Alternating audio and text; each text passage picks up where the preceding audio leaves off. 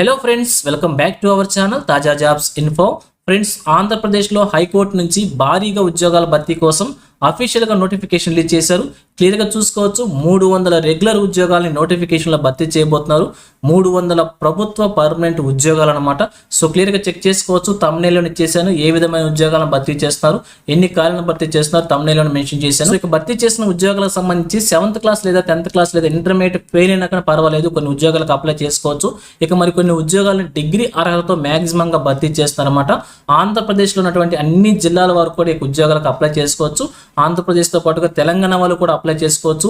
అలాగే దేశవ్యాప్తంగా ఉన్నటువంటి అన్ని రాష్ట్రాల అభ్యర్థులు కూడా ఈ ఉద్యోగాలకు అప్లై చేసుకుని పోటీ పడే అవకాశం అయితే ఉంటుంది. కాబట్టి సో మరి మంచి నోటిఫికేషన్ రిలీజ్ అయింది చాలా రోజుల తర్వాత. ఎవరు కూడా ఈ అవకాశాన్ని మిస్ చేసుకోవద్దు. సో మరి మీకు కనుక ఇంట్రెస్ట్ ఉండి నోటిఫికేషన్ ద్వారా భర్తీ చేసిన ఉద్యోగాల క్వాలిఫికేషన్స్ గురించి, ఎలిజిబిలిటీస్ గురించి, అలాగే రిలీజ్ అయినటువంటి నోటిఫికేషన్ యొక్క పూర్తి వివరాలు కూడా చెప్తాను. సో వీడియోని ఎక్కడ కూడా స్కిప్ చేయకుండా చూడండి. ముందుగా వీడియోకి ఒక లైక్ చేసి సపోర్ట్ చేయండి ఫ్రెండ్స్. మీరు చేసే ఒక్క లైక్ ద్వారా ఇటువంటి మరిన్ని జాబ్ అప్డేట్స్ మీ ముందు తీసుకోవడానికి చాలా ఎంకరేజ్మెంట్గా ఉంటుంది. ఇంకా ఇప్పటివరకు మీరు ఎవరైనా మన ఛానల్ సబ్స్క్రైబ్ చేసుకోకుండా చూస్తున్నట్లయితే ఇటువంటి లేటెస్ట్ జాబ్ అప్డేట్స్ కోసం వెంటనే మన ఛానల్ కూడా సబ్స్క్రైబ్ చేసుకోండి. పక్కనే ఉన్న బెల్ సింబల్లో ఆల్ మెంట్ ట్యాప్ చేసి యాక్టివేట్ చేసుకోండి. ఛానల్ వీడియోస్ అన్ని కూడా మీకు ఫ్రీగా నోటిఫికేషన్ రూపంలో వస్తూ ఉంటాయి. సో లేట్ చేయకుండా డైరెక్ట్ టాపిక్లోకి వెళ్ళిపోదాం. ఫ్రెండ్స్, క్లియర్గా చూడండి, రిలీజ్ అయినటువంటి అఫీషియల్ నోటిఫికేషన్ చూస్తూ ఉన్నాం. ఈ నోటిఫికేషన్ మనకు వచ్చేసి హైకోర్ట్ ఆఫ్ ఆంధ్రప్రదేశ్ అమరావతి నుంచి, గవర్నమెంట్ ఆఫ్ ఆంధ్రప్రదేశ్ నుంచి అఫీషియల్గా రిలీజ్ చేశారనమాట. సో ఇక్కడ భర్తీ చేసిన ఉద్యోగాలకు సంబంధించి ఆన్లైన్ మోడ్లో మన అప్లికేషన్ సబ్మిట్ చేసుకోవాల్సి ఉంటుంది. ఇక్కడ చూపించినటువంటి అఫీషియల్ వెబ్సైట్ ద్వారా ఆన్లైన్లో మన అప్లికేషన్ సబ్మిట్ చేసుకోవచ్చు. 30/3/2026 నుంచి 19/4/2026 వరకు, ఈ నెల 30వ తారీఖు నుంచి వచ్చే నెల 19వ తారీఖు వరకు కూడా అప్లికేషన్స్ ఆన్లైన్లో సబ్మిట్ చేసుకోవచ్చు. ఇక్కడ క్లియర్గా చూసినట్లయితే భర్తీ చేసిన ఉద్యోగాలకు సంబంధించి వేకెన్సీస్ గురించి, శాలరీ డీటెయిల్స్ గురించి క్లియర్గా మెన్షన్ చేశారు. ఒకసారి క్లియర్గా చెక్ చేసుకోండి. మొత్తం 13 రకాల ఉద్యోగాలను భర్తీ చేస్తున్నారు. 300 ఖాళీలను భర్తీ చేస్తున్నారు. దాని ఎదురుగానే వారికి కావాల్సినటువంటి శాలరీ కూడా మెన్షన్ చేశారు. సో మీరు ఏ పోస్ట్కి అయితే అప్లై చేసుకోకుండా ఆ పోస్ట్ గురించి, వేకెన్సీస్ గురించి, శాలరీ డీటెయిల్స్ గురించి క్లియర్గా చెక్ చేసుకోండి. ఇక అలాగే కేటగిరీ వైజ్గా కూడా ఎన్ని వేకెన్సీస్ ఫిల్ చేస్తున్నారు, ఒక్కొక్క పోస్ట్కి సంబంధించి కూడా క్లియర్గా మెన్షన్ చేశారు. ఇక్కడ మీరు చెక్ చేసుకొని మీ కేటగిరీకి ఎన్ని పోస్టులు ఉన్నాయి దాని ప్రకారంగా అప్లై చేసుకోవచ్చు. ఇక అలాగే భర్తీ చేస్తున్నటువంటి ఉద్యోగాలకు సంబంధించి ప్రతి పోస్టుకు సంబంధించి కూడా ఎడ్యుకేషన్ క్వాలిఫికేషన్ మనం చూడాల్సి ఉంటుంది. సో ఇక్కడ మొదటగా 13 రకాల ఉద్యోగాలు భర్తీ చేస్తున్నారు కాబట్టి సో మ్యాక్సిమంగా చాలా ఉద్యోగాలకు కూడా ఒకే క్వాలిఫికేషన్ మెన్షన్ చేశారు. కొన్ని పోస్టులకే సపరేట్ క్వాలిఫికేషన్ మెన్షన్ చేశారు. సో ఒక్కొక్క పోస్ట్ గురించి కూడా నేను చెప్తాను, క్లియర్గా చూడండి. సో మొదటగా సెక్షన్ ఆఫీసర్ సంబంధించి చూసినట్లయితే డిగ్రీకి సంబంధించినటువంటి లా ఉండాల్సి ఉంటుంది. డిగ్రీలో 3 years లేదా 5 years లా ఉంటే అభ్యర్థులు అప్లై చేసుకోవచ్చు. Second one senior system officer అనమాట. వీరికి వచ్చేసి డిగ్రీ లేదా బీటెక్లో సిఎస్సి లేదా ఈసీ లేదా ట్రిపుల్ లేదా ఐటీ సంబంధించినటువంటి అభ్యర్థులు అప్లై చేసుకోవచ్చు. ఎంఎస్సి కంప్యూటర్ సైన్స్ ఉండే అభ్యర్థులు కూడా అప్లై చేసుకోవచ్చు. దీంతో పాటుగా వీరికి 5 years వర్క్ నాలెడ్జ్ లేదా ఒక ఎక్స్పీరియన్స్ మెన్షన్ చేశారు. ఇక అలాగే థర్డ్ వన్ చూసినట్లయితే కంప్యూటర్ ఆపరేటర్. వీరికి వచ్చేసి డిగ్రీ కంప్యూటర్ సైన్స్ ఉన్నటువంటి అభ్యర్థులు అప్లై చేసుకోవచ్చు. దాంతో పాటుగా వీరికి వచ్చేసి టైప్ రైటింగ్ స్కిల్స్ మెన్షన్ చేశారు, చెక్ చేసుకోండి. ఇక ఫోర్త్ వన్ వచ్చేసి అసిస్టెంట్ లైబ్రరీ అనమాట. వీరికి కూడా డిగ్రీలో లా ఉండాల్సి ఉంటుంది. 3 years లేదా 5 years కోర్స్ అనమాట. అది ఉన్నట్లయితే అభ్యర్థులు అప్లై చేసుకోవచ్చు. దాంతోపాటుగా డిగ్రీ ఆఫ్ బిఎల్ఐఎస్సి కూడా ఉండాలని చెప్పి మెన్షన్ చేశారు. ఇంకా దాని తర్వాత కంప్యూటర్ స్కిల్స్ కూడా మెన్షన్ చేశారు. ఇక ఫిఫ్త్ వన్ చూసినట్లయితే లైబ్రరీ గ్రేడ్ 2 అనమాట. వీరికి వచ్చేసి డిగ్రీ ఇన్ ఆర్ట్స్ లేదా సైన్స్ లేదా కామర్స్ లేదా లా 3 years లేదా 5 years కోర్స్ ఉంటే అభ్యర్థులు అప్లై చేసుకోవచ్చు. దాంతోపాటుగా డిగ్రీ ఆఫ్ బిఎల్ఐఎస్సి కూడా ఉండాలని చెప్పి క్లియర్గా మెన్షన్ చేశారు. ఇక 6th వన్ అనమాట యూడీ స్టెనోగ్రాఫర్ అనమాట. యూడీసీ అనమాట, స్టెనోగ్రాఫర్ ఉద్యోగాలు. Degree in arts or science or commerce or law 3 years లేదా 5 years కోర్స్ ఉంటే అభ్యర్థులు అప్లై చేసుకోవచ్చు అనమాట. దీంతో పాటుగా టెక్నికల్గా టైప్ రైటింగ్ సంబంధించి టెక్నికల్ స్కిల్స్ మెన్షన్ చేశారు. ఇక 7th వన్ వచ్చేసి అసిస్టెంట్ అనమాట.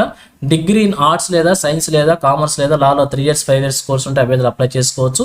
ఇక అలాగనే ఎగ్జామినర్ కూడా సేమ్ క్వాలిఫికేషన్ మెన్షన్ చేశారు 8th వన్ ఎగ్జామినర్ సంబంధించి. ఇక 9th వన్ టైప్ ఇష్యూకి సంబంధించి మనం చూసినట్లయితే డిగ్రీ ఇన్ ఆర్ట్స్ లేదా సైన్స్ లేదా కామర్స్ లేదా లాలో 3 years 5 years కోర్స్ ఉంటే అభ్యర్థులు అప్లై చేసుకోవచ్చు. దాంతోపాటుగా టెక్నికల్ క్వాలిఫికేషన్ టైప్ రైటింగ్ సంబంధించి మెన్షన్ చేశారు. ఇక అలాగనే కాపీస్ట్కి సంబంధించి కూడా సేమ్ క్వాలిఫికేషన్ మెన్షన్ చేశారు. ఒకసారి క్లియర్గా చెక్ చేసుకోండి. ఇక 11th వన్ వచ్చేసి డేటా ఎంట్రీ ఆపరేటర్ అనమాట. వీరికి వచ్చేసి degree with computer science as one of the సబ్జెక్ట్గా మెన్షన్ చేశారు. అలాగనే government technical examination type writing సంబంధించి స్కిల్స్ మెన్షన్ చేశారు.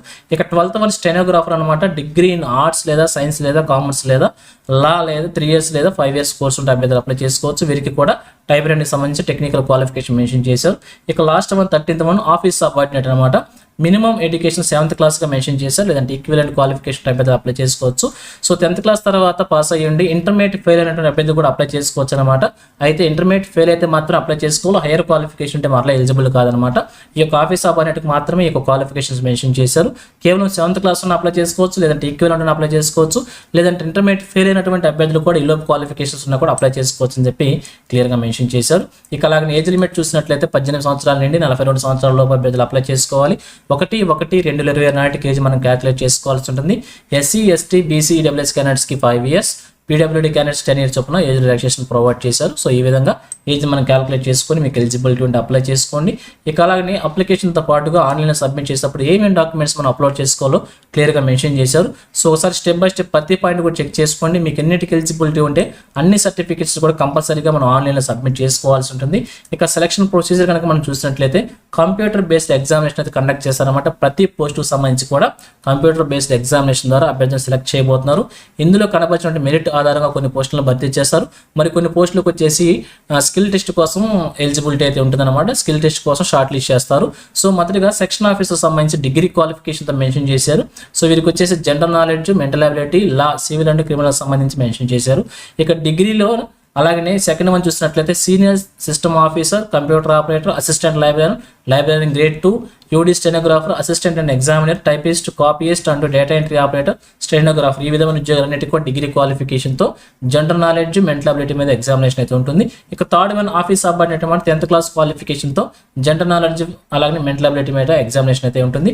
సో ఈ విధంగా మన ఎగ్జామినేషన్ కూడా ప్యాటర్న్ ప్రొవైడ్ చేస్తూ క్లియర్గా చెక్ చేసుకోండి. సో ఒక్కొక్క ఎగ్జామినేషన్ సంబంధించి కూడా 80 క్వశ్చన్స్ ఉంటాయన్నమాట. మనం వచ్చేసి 80 మార్క్స్కి రాయాల్సి ఉంటుంది. 90 minutes ఎగ్జామినేషన్ టైం అయితే ఉంటుంది. ఇంగ్లీష్ మరియు తెలుగు లాంగ్వేజ్లో కూడా ఎగ్జామినేషన్ రాసుకునే అవకాశం అయితే ఉంటుందని చెప్పి క్లియర్గా మెన్షన్ చేశారు. ఇక అలాగే ఎగ్జామినేషన్ ఫీజు కూడా ఇక్కడ మెన్షన్ చేశారన్నమాట. ఓపెన్ కాంపిటీషన్కి ఈడబ్ల్యూఎస్ బీసీ క్యాండిడేట్స్కి 800 రూపీస్ మెన్షన్ చేశారు. అప్లికేషన్ ఫీజు అలాగే ఎగ్జామినేషన్ ఫీజు కింద 800 రూపీస్ అనమాట. ఇక అలాగే ఎస్సీ, ఎస్టీ, పిహెచ్ క్యాండిడేట్స్ ఎవరైతే ఉంటారో వీరికి వచ్చేసి కేవలం 400 రూపీస్ మాత్రమే పేమెంట్ చేస్తే సరిపోతుంది. అది కూడా ఆన్లైన్ మోడ్లో మనం పేమెంట్ చేసుకోవచ్చు అని చెప్పి క్లియర్గా తెలియజేస్తూ ఉన్నారు. ఇక అలాగే భర్తీ చేస్తున్నటువంటి ఉద్యోగాలకు సంబంధించి మనం ఇక్కడ హెల్ప్ డెస్క్ నెంబర్స్ కూడా ప్రొవైడ్ చేశారు. ఈ యొక్క నెంబర్స్కి మీరు కాల్ చేసి కంప్లీట్ ఇన్ఫర్మేషన్ తెలుసుకుని కూడా ఈ అప్లికేషన్ అయితే మనం అప్లై చేసుకోవచ్చు.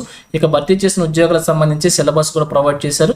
సో మీ యొక్క పోస్ట్ వారీగా మీరు సిలబస్ చెక్ చేసుకుని దాని ప్రకారంగా ప్రిపేర్ అయ్యి ఎగ్జామినేషన్కి వెళ్ళి రాయాల్సి ఉంటుంది. సో ఇక ఫైనల్గా చూసినట్లయితే ఆంధ్రప్రదేశ్ హైకోర్టులో 2026 విద్యా సంవత్సరానికి సంబంధించి 300 ప్రభుత్వ పర్మనెంట్ ఉద్యోగాల కోసం నోటిఫికేషన్ రిలీజ్ చేశారు. సో మరి మీకు కనుక ఇంట్రెస్ట్ అండ్ ఎలిజిబిలిటీ ఉంటే తప్పకుండా అప్లై చేసి ఒక ప్రభుత్వ పర్మనెంట్ ఉద్యోగం సాధించే ప్రయత్నమే చేయవచ్చు. సో ఇది ఫ్రెండ్స్ ఈ నోటిఫికేషన్ గురించి. ఇదే విధంగా ఆంధ్రప్రదేశ్లో ఏ జిల్లా నుంచి ఏ చిన్న జాబ్ నోటిఫికేషన్ రిలీజ్ అయినా కానీ వెంటనే మేము ముందుకు తీసుకువస్తుంటాను. సో మన ఛానల్ సబ్స్క్రైబ్ చేసుకుని డైలీ ఫాలో అవుతుండండి. ఎటువంటి అప్డేట్స్గా మిస్ అవ్వకుండా ఉండవచ్చు. అలాగే నోటిఫికేషన్ పీడిఎఫ్ను వచ్చేసి మా టెలిగ్రామ్ గ్రూప్లో ప్రొవైడ్ చేస్తాను. లింక్ను వచ్చేసి వీడియో డిస్క్రిప్షన్లో ప్రొవైడ్ చేస్తాను, అక్కడ నుంచి డౌన్లోడ్ చేసుకోండి.